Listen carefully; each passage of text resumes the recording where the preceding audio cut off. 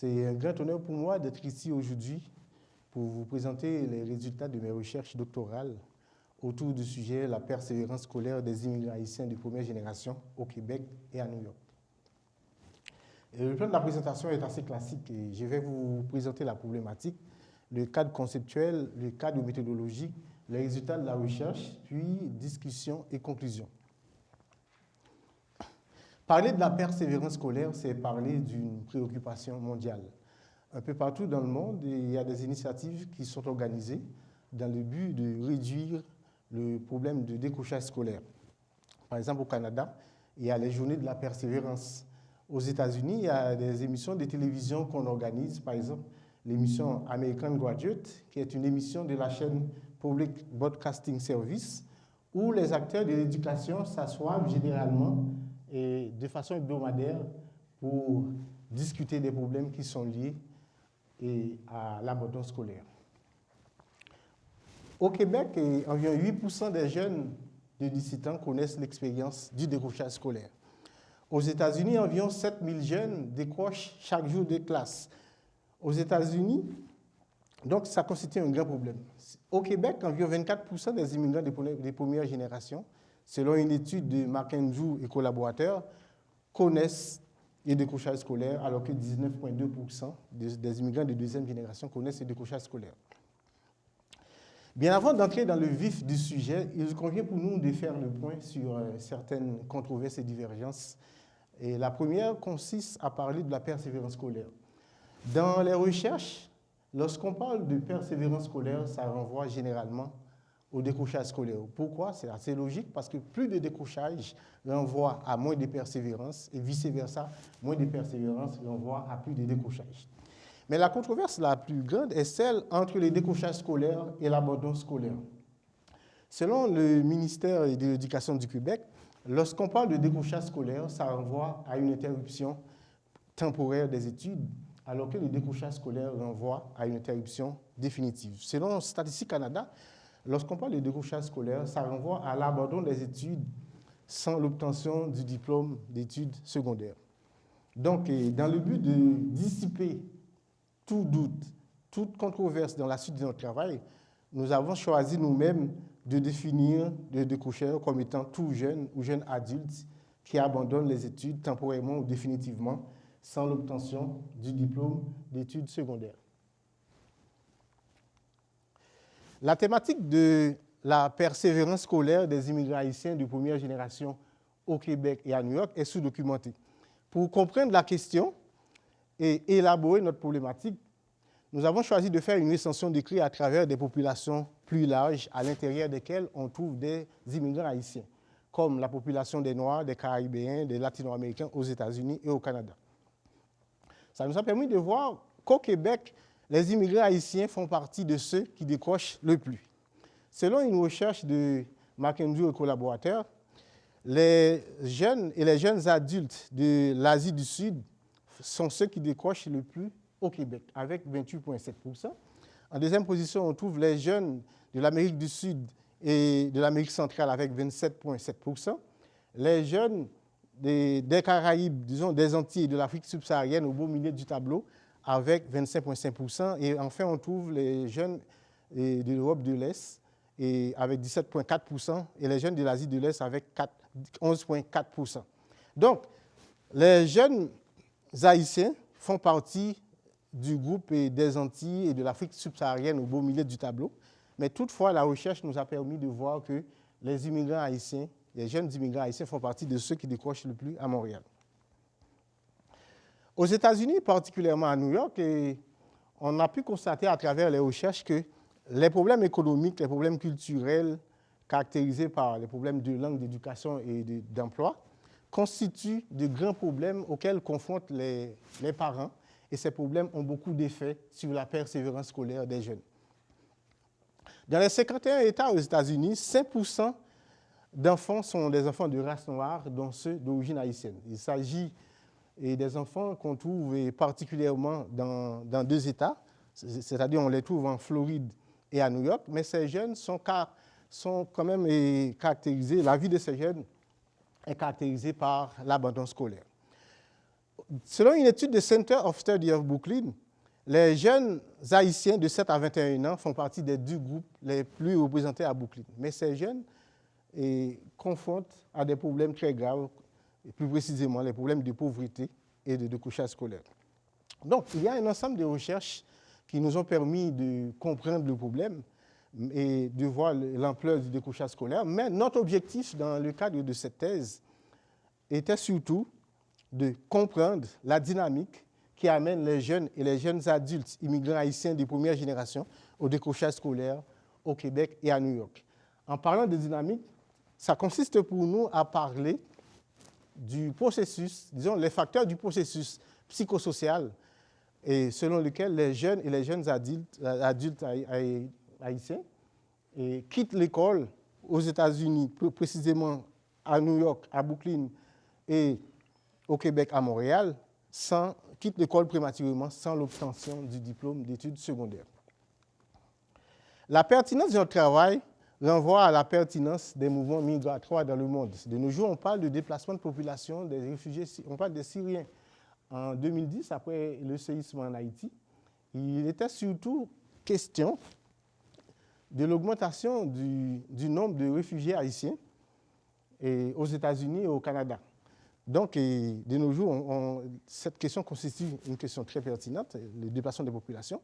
Le deuxième point de pertinence, c'est le fait que Québec et New York représentent 2 États, plus précisément Montréal et Brooklyn, représentent 2 grandes villes où l'on trouve une plus grande concentration d'immigrants haïtiens. Donc, aux États-Unis, il y a d'abord Miami, où l'on trouve plus d'Haïtiens, mais après Miami, c'est Brooklyn. Et au Canada, c'est Montréal, c'est là qu'on trouve le plus d'Haïtiens. Donc, disons, le fait de choisir New York, plus précisément Brooklyn, Québec, plus précisément Montréal, pour faire cette recherche, constitue un point très important en termes de pertinence.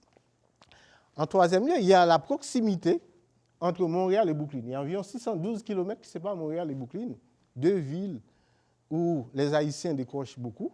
Donc, s'il faut faire une action concertée dans le but de réduire le phénomène du décrochage scolaire, donc ça va être un très bon point, le fait de choisir ces 2 villes. Donc, c'est tout ça.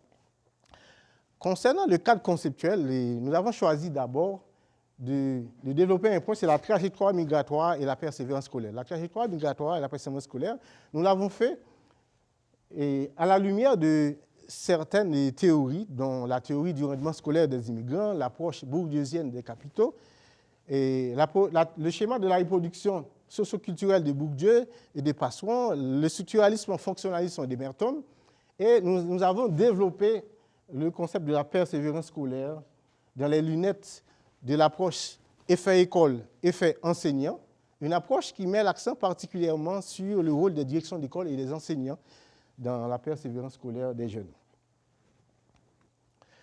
La mise en relation de ces différentes disons, théories et notre extension d'écrit, ça nous a permis d'élaborer un cadre conceptuel de façon plus précise en 4 concepts. D'abord, c'est le concept de capital économique qui renvoie aux conditions économiques des familles d'accueil. Il y a le concept de capital culturel qui renvoie au niveau de culture des familles d'accueil et des parents. Il y a le capital social qui renvoie au réseau de connaissances et de reconnaissance, c'est-à-dire le réseau d'amis des familles d'accueil. Il y a l'encadrement institutionnel qui se divise en encadrement scolaire et encadrement sociopolitique. Par la suite, nous avons mis en relation les grands thèmes de cette recherche, disons le capital économique, capital culturel, capital social et encadrement institutionnel. Nous avons aussi établi des rapports entre certains modèles de la persévérance scolaire, plus précisément la théorie du rendement scolaire des immigrants, l'approche du handicap socioculturel et l'approche de la reproduction socioculturelle. La recension d'écrit que nous avons réalisée dans le cadre de ce travail nous avait amené vers des recherches et, disons, vers des théories sociologiques qui considèrent les déterminants des phénomènes sociaux de façon globale. Comme nous autres, notre objectif était de réaliser un travail qualitatif, nous avons fait appel à 2 approches qui mettent l'accent surtout sur l'homme, c'est-à-dire sur la subjectivité. Il s'agit de l'approche interactionniste et l'approche du rapport au savoir. Il s'agit de deux approches qui considèrent la valeur du point de vue des participants, et ça va nous permettre de faire la transition vers le protocole de notre recherche, qui est une recherche qualitative. Le cadre méthodologique est ainsi élaboré. D'abord, il s'agit d'une recherche qualitative, comme je viens de le dire, paradigme compréhensif interprétatif, qui met l'accent sur les réalités complexes, subjectives, motivation, opinion, valeurs et intentions. La caractéristique des participants renvoie aux décrocheurs qui sont des immigrants haïtiens de première génération, c'est-à-dire qui sont nés en Haïti, et qui sont âgés au moment de leur décrochage entre 18 et 25 ans, et 28 ans. Le lieu de la recherche, c'est dans les espaces publics à Montréal, à Brooklyn, et disons, dans les lieux socioculturels aussi. Et les langues que nous avons utilisé le créole haïtien, qui est la langue maternelle, et le français. Les deux constituent les deux langues officielles d'Haïti. Les entrevues ont été transcrites et traduites en français pour mieux faciliter notre analyse. Et en termes de stratégie, nous nous sommes transportés sur les lieux avec une grille d'entrevue. Nous avons rencontré les participants. Et l'échantillon que nous avons utilisé, disons, l'échantillonnage, c'est l'échantillonnage par cas multiples des mycoses unités sociales. Et l'échantillon, c'est l'échantillon par contraste. Nous avons auditionné 11 participants, dont 7 à Montréal et 4 à Brooklyn. La méthode de collecte de données est l'entrevue semi-structurée. La grille d'entrevue comprend trois parties. D'abord, la première partie concerne des questions sur la réalité socio-démographique des participants. Et par la suite, il y a la deuxième partie qui renvoie aux expériences des participants dans le milieu scolaire. Et la troisième partie concerne la perception du décrochage scolaire par les participants et qu'est-ce qu'on peut avoir comme élément de solution. Notre méthode d'analyse, c'est l'analyse thématique. Et pour nous assurer de la fiabilité de notre analyse, nous avons utilisé le procédé de fiabilité intercodeur. C'est le fait que nous avions permis à 2 autres chercheurs de faire une analyse d'un échantillon de notre travail, donc avec notre codage, bien entendu. Et après leur analyse, quand même, on a pu voir qu'on avait un accord maximal, donc il y a environ plus de 80% de l'analyse, des résultats de l'analyse étaient concordants avec ce que nous autres, nous avons réalisé comme analyse. Donc c'était ça, fiabilité intercodeur. Après avoir réalisé plusieurs lectures de nos entrevues, nous sommes arrivés à classer nos données en 4 rubriques, qui sont des rubriques qui sont liées au cadre conceptuel, et une autre rubrique qui s'agit d'une rubrique des facteurs spécifiques, c'est-à-dire des facteurs qui n'ont pas été pris en compte par les théories, des facteurs qui n'ont pas été cités dans notre recension d'écrit. Donc, en gros, nous avons 5 rubriques: capital économique, capital culturel, capital social, encadrement institutionnel et facteurs spécifiques. Pour mieux permettre la lecture de notre analyse, comme on dirait, de nos résultats, nous avons choisi de donner un pseudonyme aux différents participants. Prensa, Derli, Ted, Carl, Ken, Simon, Cynthia sont les participants de Montréal, alors que Lens, Mandy, Elta, Dadi sont les participants de Brooklyn. Si on regarde le tableau, on peut voir que Carl, il est le seul, disons Carl, c'est un participant de Montréal, il est le seul qui n'a pas utilisé le facteur de capital économique dans son entrevue. On a vu aussi que Ken, il est le seul, un autre participant de Montréal, qui n'a pas utilisé les problèmes culturels de sa famille d'accueil dans son entrevue. Donc, en gros, on peut voir que les participants, ils répondent pas mal, disons, ce qu'ils ont dit concerne pas mal ce qui a été dit au niveau du cadre conceptuel.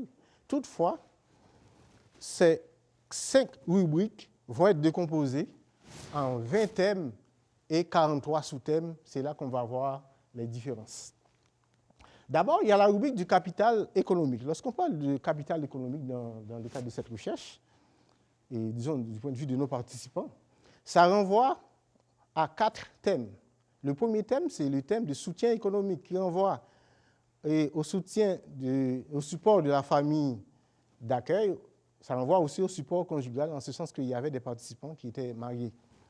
Ça renvoie deuxième thème, c'est marché du travail, qui renvoie à la décision volontaire des participants ou à la décision involontaire de se rendre sur le marché du travail.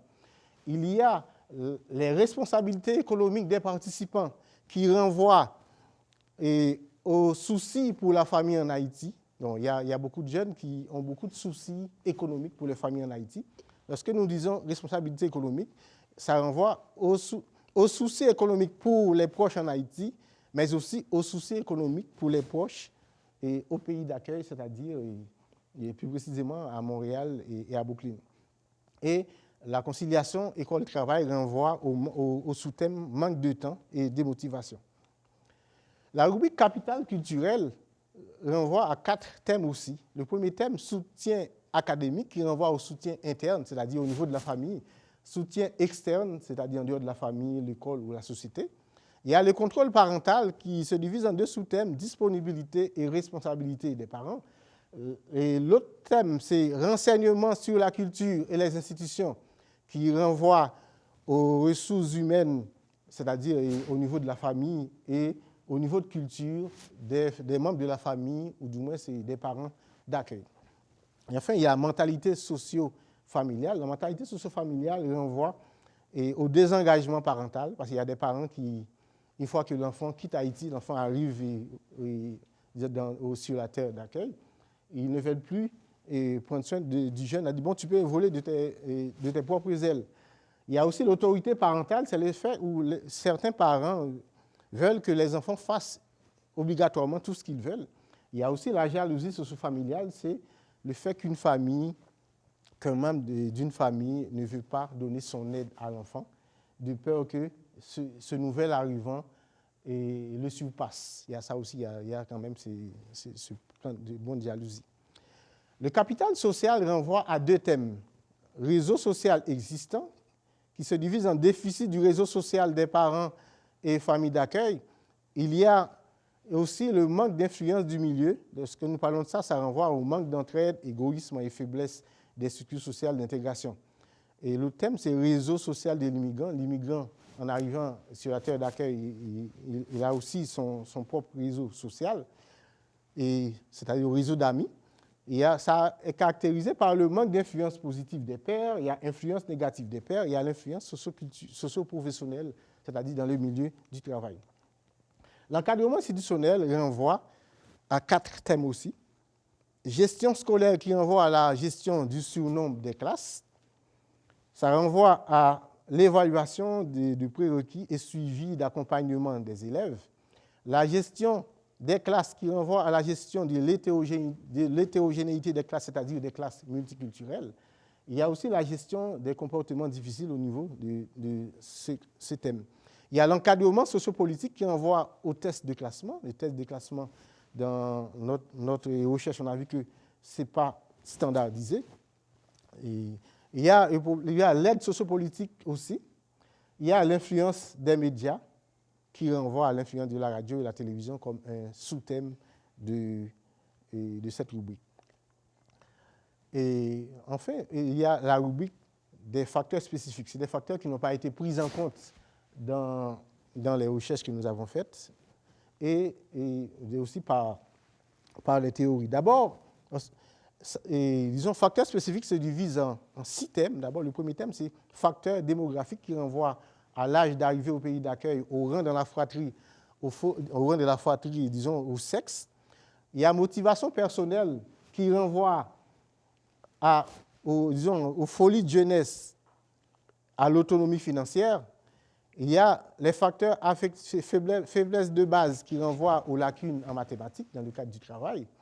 Il y a les facteurs affectifs qui renvoient à la séparation des enfants, à la séparation des parents. Lorsque les parents se séparent, ça peut avoir des effets, disons, pervers sur la vie des jeunes.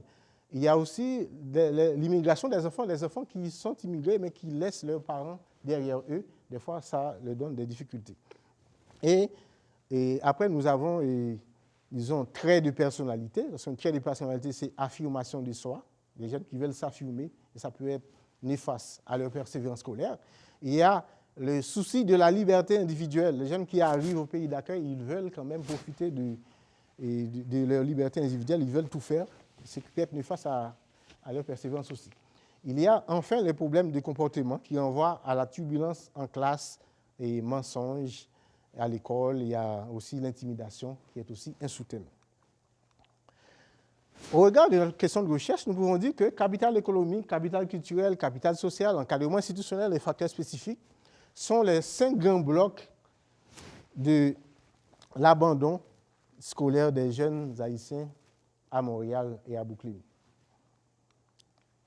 Et nous avons mis en relation les facteurs, disons, les résultats de la recherche et les cadres conceptuels. Nous avons pu voir ainsi qu'il existe 2 groupes de facteurs. Il y a des facteurs qui sont généraux, c'est-à-dire c'est des facteurs qu'on trouve à la fois dans le cadre conceptuel et dans la recherche que nous avons réalisée, c'est-à-dire dans le travail empirique. Il y a beaucoup de facteurs qui sont liés aux conditions économiques et culturelles et au réseau de connaissances des parents et capital institutionnel, encadrement institutionnel. Il y a aussi, lorsqu'on parle il y a d'abord les facteurs généraux, puis il y a les facteurs spécifiques de la recherche.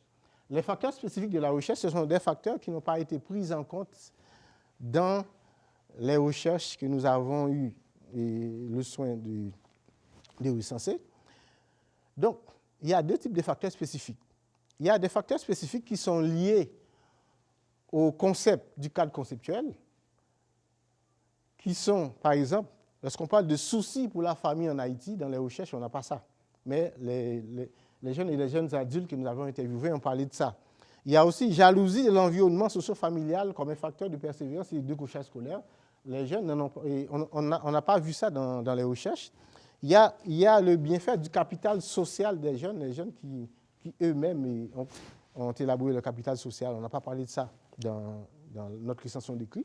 Il y a l'influence des médias, de la radio, de la télévision. C'est quand même un autre sous-thème qui est lié au concept du cadre conceptuel. Mais il y a des facteurs qui sont des facteurs non liés au grand thème du cadre conceptuel. C'est lorsqu'on a parlé tantôt des facteurs démographiques et on a parlé de motivation personnelle, lacunes de base, et facteurs affectifs, traits de personnalité et problèmes de comportement. La mise en relation des différents facteurs généraux et facteurs spécifiques de la recherche nous amène à faire une proposition de modèle d'analyse que nous appelons « Relance scolaire des nouveaux arrivants haïtiens au Québec et à New York ». Et cette proposition comprend 5 concepts, c'est capital économique, capital culturel, capital social, encadrement institutionnel et encadrement psychosocial. De façon plus détaillée, et cette proposition de modèle d'analyse est développée à travers ce schéma, et que nous appelons pentagone des facteurs de la relance scolaire des nouveaux arrivants haïtiens au Québec et à New York. Et dans ce tableau, vous pouvez voir qu'il y a des écritures en rouge qui concernent les facteurs des facteurs qui ont été pris en compte dans notre recension d'écrit, et les écritures en bleu concernent les facteurs émergents de la recherche. Lorsque nous parlons des capitales culturelles dans ce nouveau modèle, lorsque nous parlons des capitales économiques dans ce nouveau modèle d'analyse, ça concerne d'abord les conditions économiques des familles d'accueil, mais aussi des conditions économiques des familles en Haïti. Et lorsque nous parlons de capital culturel dans ce modèle, ça concerne la culture, le niveau de culture des familles d'accueil, mais ça concerne aussi la mentalité de l'environnement socio-familial du nouvel arrivant. Et lorsque nous parlons de capital social, ça prend en compte le réseau de contacts et d'amis de la famille d'accueil, mais aussi le niveau de contact de connaissance et de reconnaissance aussi du nouvel arrivant. Et lorsque nous parlons de capital d'encadrement institutionnel, ça renvoie à l'encadrement des directions d'école, des enseignants, de l'État, des institutions d'intégration, mais aussi ça concerne l'encadrement des médias à travers des émissions qui peuvent influencer la persévérance scolaire et des jeunes. Et le concept le plus intéressant pour nous, c'est le concept d'encadrement psycho-intégrationnel, qui se compose de 2 concepts, psychologie-intégration. Donc, le concept psycho-intégrationnel, nous l'avons élaboré suite à l'analyse et à la synthèse des différents facteurs spécifiques de notre recherche. Et ce concept se divise en compréhension, en deux dimensions, compréhension et orientation. Compréhension, c'est en ce sens que le nouvel arrivant, lorsqu'il est arrivé, il a besoin d'être compris.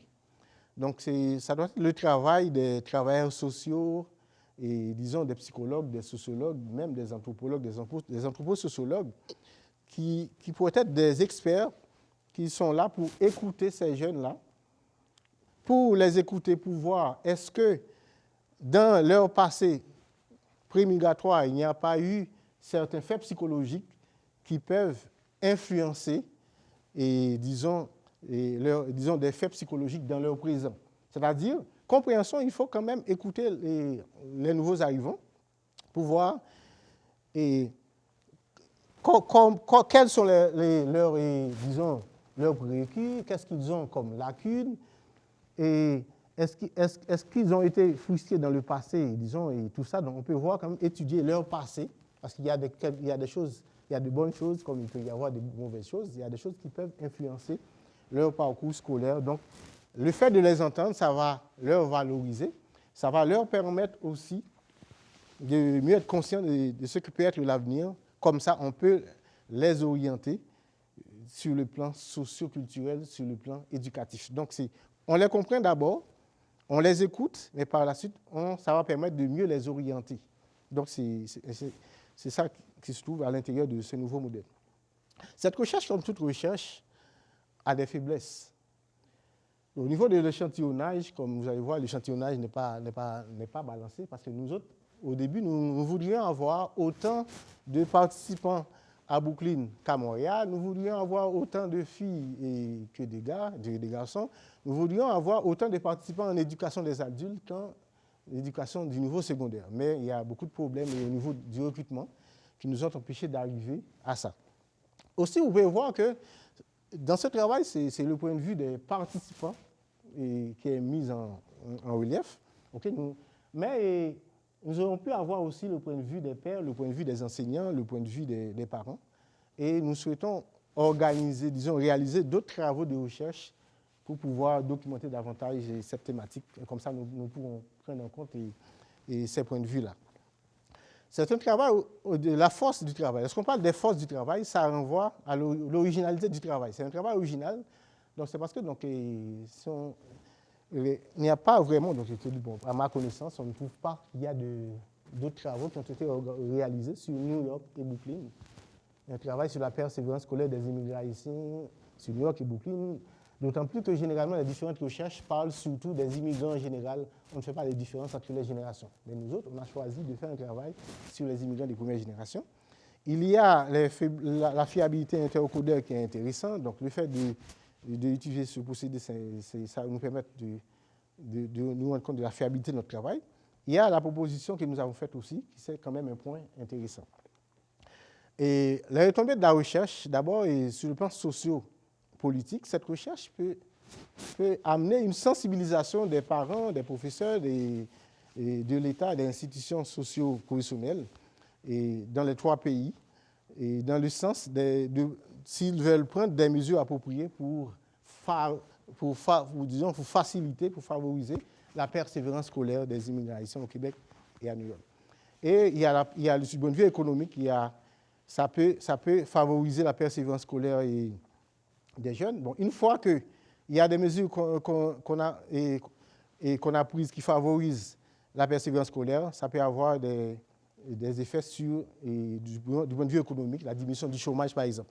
Et enfin, il y a du point de vue théorique, disons, le fait de prendre en compte ce modèle théorique, ça peut être une contribution à la documentation de la thématique en question, ça peut être utile aux autres chercheurs qui vont faire des recherches sur cette même thématique, et enfin, les retombées de cette recherche peuvent être positives, ou du moins peuvent être utiles aux autres chercheurs, d'autres groupes ethniques qui vont réaliser des travaux à l'avenir.